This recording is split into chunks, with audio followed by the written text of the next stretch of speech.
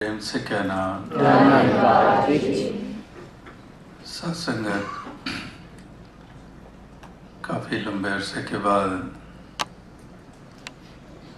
फिर से यहाँ न्यूयॉर्क न्यू जर्सी में आने का मौका मिला है। लास्ट जुलाई में आप सभी जानते हैं कि नॉर्थ अमेरिका की यात्रा के दौरान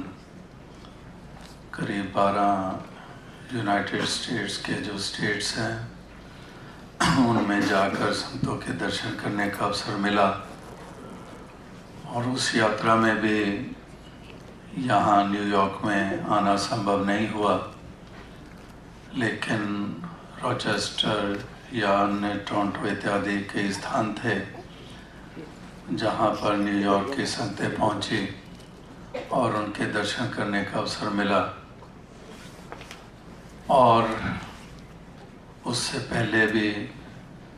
इस इलाके में बॉस्टन में विशाल समागम का जो आयोजन हुआ उसका भी भरपूर सभी ने आनंद लिया और सबके दर्शन करके बहुत खुशी हासिल हुई। तो इस तरह से समय समय पे अवसर और मौके बनते हैं जब महापुरुषों के संतों के दर्शन करने के अवसर मिलते हैं, जो चाहे हिंदुस्तान के किसी कोने में रहते हैं या फिर हिंदुस्तान से बाहर अन्य मुल्कों में रहकर मेहनत मुशक्क़त करते हैं और साथ ही साथ सेवा सत्संग सुमरन को भी निभाते हैं। हिंदुस्तान में भी रहकर समय समय के ऊपर जगह जगह पर जाने के अवसर मिलते हैं और ऐसे दूर दराज इलाकों में बसे हुए भक्तजनों की प्रेम लगन श्रद्धा देखने को मिलती है। चंद प्रांतों में जाने का अवसर मिला, चाहे वो जम्मू कश्मीर का इलाका है, चाहे पंजाब है, चाहे हरियाणा है, राजस्थान है, इस प्रकार से यूपी है, उत्तराखंड का कुछ हिस्सा है। तो इन प्रांतों में भी जाने के अवसर मिले हैं इस दौरान और वहाँ पर भी जाकर वही श्रद्धा वही भक्ति भावना देखने को मिली है। इस ज्ञान के ऊपर टिककर इस ज्ञान को जीने के प्रयास कर रहे हैं और एक ऐसा प्रेम भरा जो वातावरण बनाने के लिए हमेशा ललायत रहते हैं। इसी प्रकार से हिंदुस्तान से बाहर भी,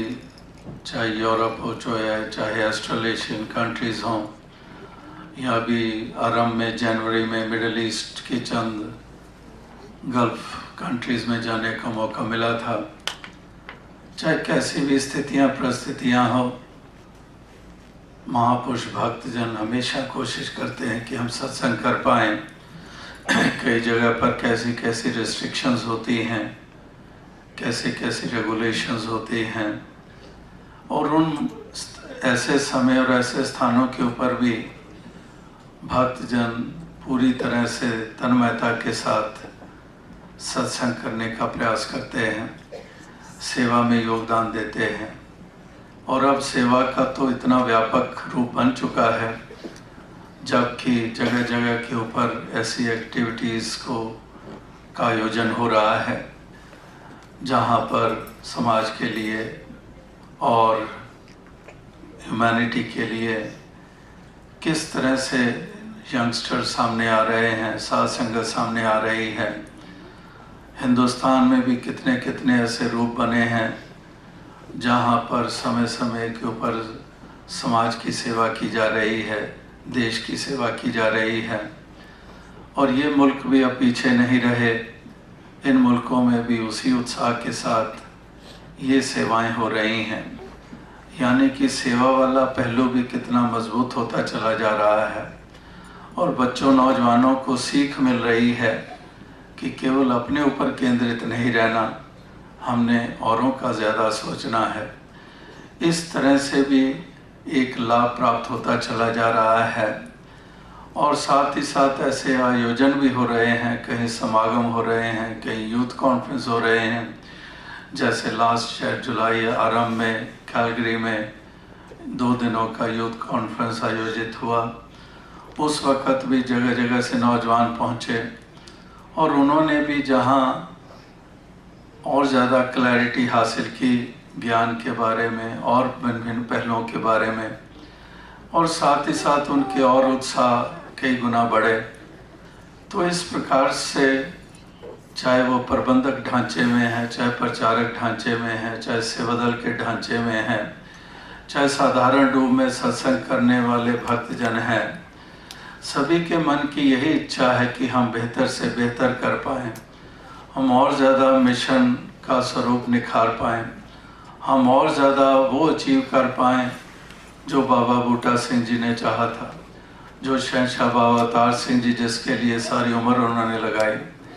कितने कितनी कर्म हवाएं सही, और उन्हीं के साथ देने वाले अनेकों बुजुर्ग। तो ऐसे महान हमारे मिशन के पिलर्स कहें, फाउंडेशंस कहें, जिन्होंने निरोल गुरमत निभाई। जिस तरह से गुरु का इशारा आता चला गया, कोई क्यों किंतु नहीं की, उसी तरफ चलते चले गए। इसीलिए आज उनकी मिसालें दी जाती हैं, इसीलिए आज उनकी प्रति श्रद्धा दिल से होती है, उनका सत्कार दिल में बसा हुआ है। तो जो बाबा बूटा सिंह जी ने, शहंशाह बाबा अवतार सिंह जी ने चाहा, बाबा गुरबचन सिंह जी सारी उम्र लगाई, और किस तरह से केवल हिंदुस्तान नहीं, हिंदुस्तान से बाहर भी ये सच का पैगाम पहुंचाया, संगतें स्थापित की और उसकी पूरी योजनाएं बनाई कि किस ढंग से इन मुल्कों में मिशन का ढांचा बन सकता है और किस तरह से इन मुल्कों में यहाँ के उसूलों के अनुसार यहाँ हम अपना सत्संग कर सकते हैं। तो बाबा गुरबचन सिंह जी का भी ग्लोबल विजन था कि हम ग्लोबल लेवल के ऊपर ये मिशन एस्टेब्लिश हो, क्योंकि मिशन है ही यूनिवर्सल, इसका पैगाम ही यूनिवर्सल है। तो इसलिए अगर यूनिवर्सल इसका रूप है, यूनिवर्सल पैगाम है, और यूनिवर्सल ट्रूथ परमात्मा ईश्वर निराकार का बोध हर किसी ने करना है, इस जन्म का लाभ असली प्राप्त करना है और अपने एक मोक्ष और मुक्ति के पात्र बनना है। तो इसलिए ग्लोबल लेवल के ऊपर फिर उन्होंने खुद जाकर इस प्रकार से ये संगतें कायम की और ये इस्टेब्लिश किया मिशन को इस रूप में। और फिर महापुरुष भी जगह जगह पर रहने वाले वो इसी तरह से प्रचार में अपना योगदान ये लगातार देते चले जा रहे हैं। तो दास का कहने का भाव यही है कि महापुरुषों ने, भक्तों ने हमेशा ही एक ही लक्ष्य सामने रखा है। लक्ष्य तो जीवन में कितनों के कितने रूपों में होते हैं, और उस लक्ष्य तक पहुंचने के लिए लोग कितने कितने जतन करते हैं, कितने उपराले करते हैं, कितनी एफर्ट्स करते हैं, और उस लक्ष्य को कई पा भी जाते हैं। लेकिन जो सर्वोत्तम लक्ष्य है जीवन का, जो तमाम धर्म ग्रंथों में, वेद शास्त्रों में बताया गया है, अक्सर इंसान उस लक्ष्य से चूक जाते हैं। उस लक्ष्य की तरफ उनका ध्यान नहीं होता है, उस तरफ उत्साह नहीं होता है, उस तरफ जागरूकता नहीं होती है। और महापुरुष भक्त जनों ने ही, वलियों, गुरु, पीर, पैगंबरों ने ही युगों युगों से इस लक्ष्य तक पहुंचने के लिए अपने जीवन को प्रस्तुत किया है और सबके लिए एक साधन बने हैं, ताकि ये जन्म जो है व्यर्थ ना चला जाए। ये बहुत दुर्लभ जन्म है, एक एक सांस बहुत कीमती है। एक सांस जो जाती है लौट के आती नहीं है, एक पल जो हाथ से निकल जाता है लौट के आता नहीं है। अभी ठीक से देख भी नहीं पाते हैं और आँखों से ही वो दृश्य ओझल हो जाता है। तो इस प्रकार से एक एक लम्हा जीवन का बहुत ही कीमती है, और जो कीमती होती है उसकी फिर संभाल करना ही विजडम होता है। अगर एक एक पल कीमती है, एक एक सांस कीमती है, और जो जान जाते हैं ये कीमती है, फिर वो उस कीमती की संभाल भी करते हैं। तो इसलिए इसकी संभाल दुनियादारी तक रहकर तो हो नहीं सकती है। इसकी संभाल या इसकी कदर केवल दुनियावी फितरतों से युक्त होकर जी लेने से नहीं होती है। इसकी संभाल होती है, इसकी कदर साबित होती है जब हम वाकई ही परमार्थ पे रहकर इन श्वासों को बिताते हैं, जब इस मालिक खालिक निराकार के साथ अपना मन का नाता जोड़कर हम इन लम्हों को बिताते हैं, जब सुंदर भावनाओं से युक्त होकर हम इन लम्हों को बिताते हैं, फिर हमारी उम्र मुबारक, हमारे श्वास मुबारक, हमारा चलना फिरना मुबारक, हमारा उठना बैठना मुबारक, वो सब मुबारक हो जाता है। तिनका खाया पिया पहनिया सब पवित्र है, जो हरि नाम रते। इस हरि के नाम में रंगे हुए जो फिर अपने जीवन का निवाह करते हैं, तो वो हर पहलू जो है वो मुबारक होता है। क्योंकि जिस रंग में रंगे हुए हैं, उसका मतलब कि इसके एहसास में उठना बैठना खाना पीना हो रहा है, इसके एहसास में व्यवहार हो रहे हैं, इसके एहसास के अंतर्गत जिम्मेदारियां निभाई जा रही हैं। तो जब इसके एहसास के अंतर्गत ही सब कुछ हो रहा है, तो उसमें फिर पवित्रता आती ही आती है। क्योंकि फिर कर्म करने से पहले इसका एहसास है, फिर कर्म भी नेक हो जाते हैं। अगर खाने पीने की बात होती है, इसका एहसास पहले है, तो जो उचित है उसी का सेवन होगा, जो कल्याणकारी है उसी का सेवन होगा। व्यवहार का पहलू देखते हैं तो उस व्यवहार से पहले, किसी के साथ पेश आने से पहले इसका एहसास पहले स्थापित हो चुका है, तो फिर वो व्यवहार भी सुंदर हो जाता है। यानी कि इस मालिक खालिक का एहसास, इसके साथ मन का नाता जोड़कर जब हम इन लम्हों को बिताते हैं, इस जीवन की यात्रा को तय करते हैं, तो इस जीवन की महत्ता बढ़ती चली जाती है। इस जीवन में निखार आता चला जाता है, जिससे अपने आप को शोभा मिलती है, जिससे औरों को प्रेरणा मिलती है, औरों के मनों में भी प्रभाव पड़ते हैं कि वाकई ही जिस दिशा की तरफ ये जा रहा है, ये बहुत ही इसके जीवन में हमें महत्ता देखने को मिल रही है। तो उसका प्रभाव पड़ता है, वो प्रेरित होता है और वो अपने कदम भी उसी तरफ बढ़ाना शुरू कर देता है। तो इस तरह से महापुरुषों ने केवल वाणी या बोलों और वचनों के द्वारा नहीं संसार तक पैगाम दिया, उन्होंने अपने जीवन के द्वारा ये पैगाम दिया। ये जीवन ही उनका मुंह बोलती तस्वीर बना है, और वाकई ही जिन्होंने जी के दिखाया है, उनके ही सच्चे मायनों में प्रभाव पड़े हैं। वही सच्चे मायनों में जन जन तक एक संदेश पहुंचाने में बहुत ही एक असरदायक वो एक साधन उनका अपना ही जीवन रहा है। तो इस प्रकार से ऐसे जीवन को जीने के लिए ही भक्त हमेशा ललायत रहता है, और उस तरफ भक्त का हमेशा उत्साह बना रहे कि हमने अपने जीवन के ऊपर केंद्रित रहना है, हमने अपने कदमों के ऊपर केंद्रित रहना है। जैसे वो कहावतें मशहूर हैं कि फूंक फूंक कर कदम रखना, कि उसका मतलब ही यही है कि फूंक फूंक कर कदम रखने का मतलब कि मेरा एक भी कदम गुरु मर्यादा से बाहर ना हो जाए, मेरा एक एक कदम जो है वो कल्याणकारी हो मेरे लिए, और मेरा एक कदम धरा हुआ दूसरे के लिए भी लाभ का कारण ही बने, ना मेरे लिए नुकसान का कारण बने, ना दूसरे के लिए नुकसान का कारण बने। तो इसलिए एक एक कदम जो धरा जाता है, अगर इस एहसास के साथ धरा जाता है, इसके रंग में रंग कर धरा जाता है, एक गुरु की मर्यादा के अनुसार धरा जाता है, तो वाकई ही वो फिर एक एक कदम जो है वो आगे बढ़ाया हुआ, उसकी तुलना कहाँ कर दी कि कितने कितने सैकड़ों हजों से भी ज़्यादा एक एक कदम की महत्ता है। तो इस प्रकार से कितना महत्व दिया गया है, जो इस रंग में रंग कर, इस नाम के रंग में रंगे हुए इस ज्ञान को जीते हैं, जो प्रेम भाव से जीते हैं, जो इनकी वाणी भी मधुर होती है, जिनकी मन की विनम्रता होती है, जिनके हृदय की विशालता होती है, तो वो वास्तविकता में, जैसे दास पहले भी कई दफ़ा ये बात कहता है कि अक्सर पूजा स्थल होते हैं एक जगह के ऊपर, जहाँ पर लोग जा जाकर उन धर्म स्थानों के ऊपर अपनी श्रद्धा प्रकट करते हैं। तो वो तो एक जगह पर ही वो स्थापित होते हैं,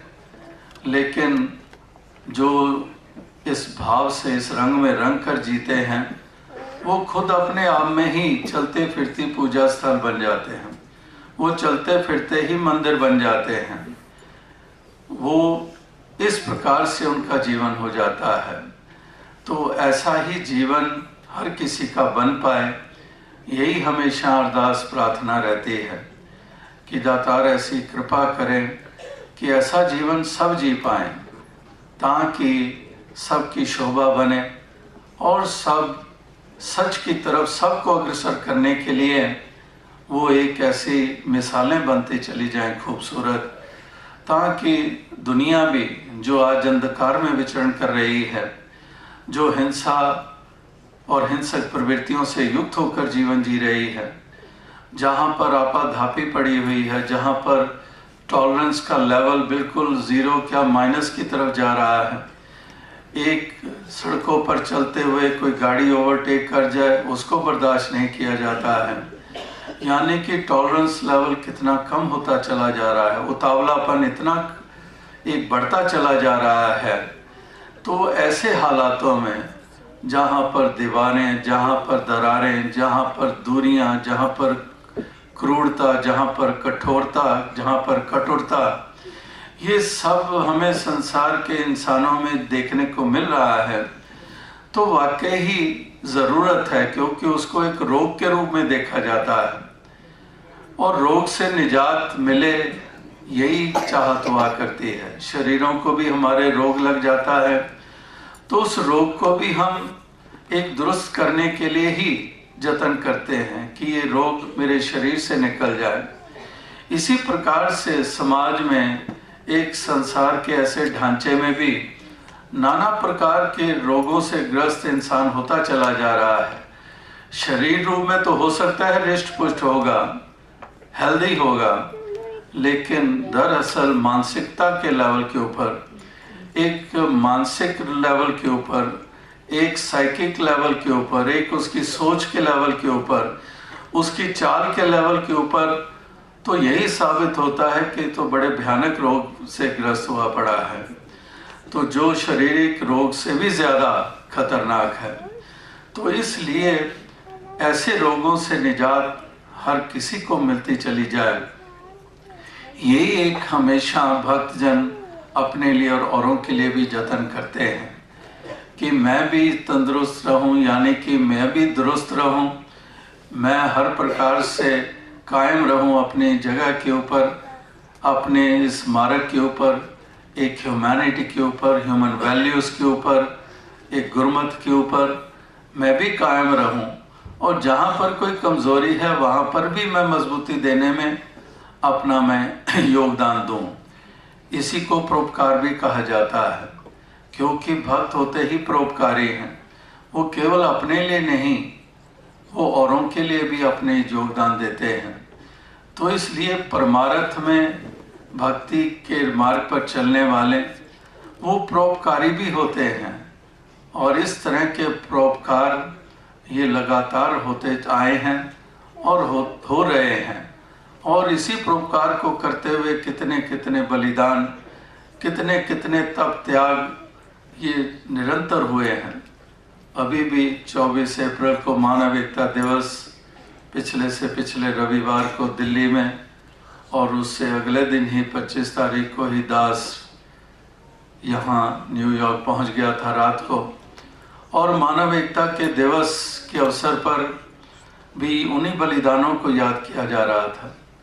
कि जिन्होंने कितने बलिदान दिए। बाबा गुरबचन सिंह जी, चाचा प्रताप सिंह जी का जहाँ श्रद्धा के साथ जिक्र हो रहा था, वहाँ जहाँ बाबा गुरबचन सिंह जी ने ये सच का पैगाम पहुँचाने के लिए और सामाजिक उत्थान के लिए कितनी कितनी मिसालें पेश की, और उनको भी मानवता की इसी बलिवेदी पे उतरना पड़ा। और कितने भी और महापुरुषों ने अपनी ये अमोलक जान दे दी इसी सच के लिए, मानवता के लिए, इंसानियत के लिए, यानी कि इस परोपकार के लिए कितने कितने तप त्याग से गुजरना पड़ता है। और ऐसे तप त्याग हुए हैं ऐसे बलिदान हुए हैं इस आज के दौर में, इस मिशन के लिहाज से भी। वरना तो युगों युगों से वलियों, गुरु, पीर, पैगंबर और भक्तों ने ऐसे त्याग किए हैं, बलिदान दिए हैं, जो लगातार, क्योंकि ये सिलसिला अंधेरे और सवेरे वाला ये किसी एक सदी के साथ जुड़ा हुआ नहीं है, एक डेकेड के साथ जुड़ा हुआ नहीं है, एक काल के साथ जुड़ा नहीं हुआ है। अंधेरा और सवेरा ये तो लगातार चलता चला जा रहा है। तो इसलिए सवेरे वाले भी हर युग में रहे हैं और अंधेरे वाले भी हर युग में रहे हैं। तो इस तरह से तप, त्याग और बलिदान ये सवेरे वाले ही करते आए हैं, जो अपना आप संसार के लिए पेश करते आए हैं, संसार के उत्थान के लिए पेश करते आए हैं, ताकि संसार का भला हो। भव सागर में डूबने को तो डूब जाएं, जैसे अपने ही मिशन के कवि महापुरुष बड़े बरस पहले उन्होंने वो पंक्तियाँ लिखी, पढ़ी, समागमों पे भी सुनाई, और उसमें यही कहा कि जे डूबना है किते डूब जाओ, जे बचना है किनारा है। कि डूबने को तो डूब सकते हैं, कहीं पर भी डूब जाओ। तो संसार तो अंधकार में रूप वाला, वो तो डूब ही रहा है, और डूबने के लिए तो कोई भी साधन है, डूब जाओ। लेकिन पार उतरने के लिए तो किनारा भी मौजूद है। ये नहीं कि संसार डूबा है क्योंकि किनारा नहीं रहा है, किनारा रहा है हमेशा, लेकिन फिर भी संसार डूबा है। वो इसीलिए डूबा है क्योंकि अंधकार में रहा है, क्योंकि झूठे अहंकार में रहा है, संतों महापुरुषों की तरफ कदम बढ़ाने से गुरेज करता रहा है, नेकी को बदी मानता रहा है, सच को झूठ मानता रहा है, शाश्वत को मिथ्या मानता रहा है, और मिथ्या को सच्चाई मानकर चलता रहा है। इसलिए उस संसार के अक्सर इंसान डूबते रहे हैं, इस भव सागर से पार उतारा ना उनका हो पाया। तो यहाँ पर भक्तजन आप भी पार उतरते हैं, औरों के भी बेड़े पार उतारते हैं, औरों को भी भव सागर से डूबने से बचाते हैं, और सबको इसी संसार की यात्रा को तय करते हुए, इस जीवन को जीते हुए एक पार उतारा करने के लिए अपने योगदान देते चले आए हैं। तो वाकई ही यही अरदास, यही प्रार्थना बनती है कि दातार ऐसी कृपा करे कि सबको ऐसी शक्ति, सबको ऐसी सामर्थ्य प्रदान करे, ताकि सभी उस ऐसे अवस्था में रहकर इस जीवन के सफ़र को तय कर पाएं। हर किसी के जीवन में ये महत्ता आती चली जाए, और इसीलिए जगह जगह पर ये जतन और ये प्रयास होते हैं। सत्संग होता है, समागम होते हैं, सेवा होती है, और जैसे कहा कि सुमिरन, इस निराकार का एहसास करते हुए इस जीवन के सफ़र को तय करते हैं। तो अवसाद संगत यही अरदास, यही प्रार्थना है कि जैसा कि आज अभी मदर्स डे का भी जिक्र हुआ और उसको मनाया भी जा रहा है, और योगदान जो मातृशक्ति के होते हैं और युगों युगों से रहे हैं, और जिसके कर्ज कभी चुकाए नहीं जा सकते हैं। तो इस प्रकार से जैसे राजमाता जी का जीवन जो हमने देखा है कि किस प्रकार से उन्होंने पूर्ण भक्त बनकर, कोई भी ध्यान ना रखते हुए कि मैं किसकी बहू हूँ या मैं किसकी पत्नी हूँ, किसकी माँ हूँ, कतई उस रिश्ते को महत्ता ना देते हुए केवल और केवल गुरमत का रिश्ता, एक गुरसिख का रिश्ता, और वाकई उस तरह से सबको जी के दिखाया है, एक एक कदम पर जी के दिखाया। और इसी प्रकार से दातार कृपा करे कि ऐसे ही मातृशक्ति का सत्कार बना रहे, और सभी इसी भाव से युक्त होकर इस जीवन के सफ़र को तय करते चले जाएं। और साथ ही साथ अभी भी अरदास की गई, और लगातार ये पिछले चंद महीनों से हिंदुस्तान में भी दास को अकेले मंच पर देखकर तो महापुरुषों ने तमाम विश्व भर से ही यही प्रार्थनाएं, अरदासें की कि इस तरह से पूज्य माता जी को भी हम रिश्वोज देखें, तंदुरुस्त देखें और साथ साथ देखें, और इसी प्रकार से दातार कृपा करे कि वो भी साथ संगत को दर्शन देते रहें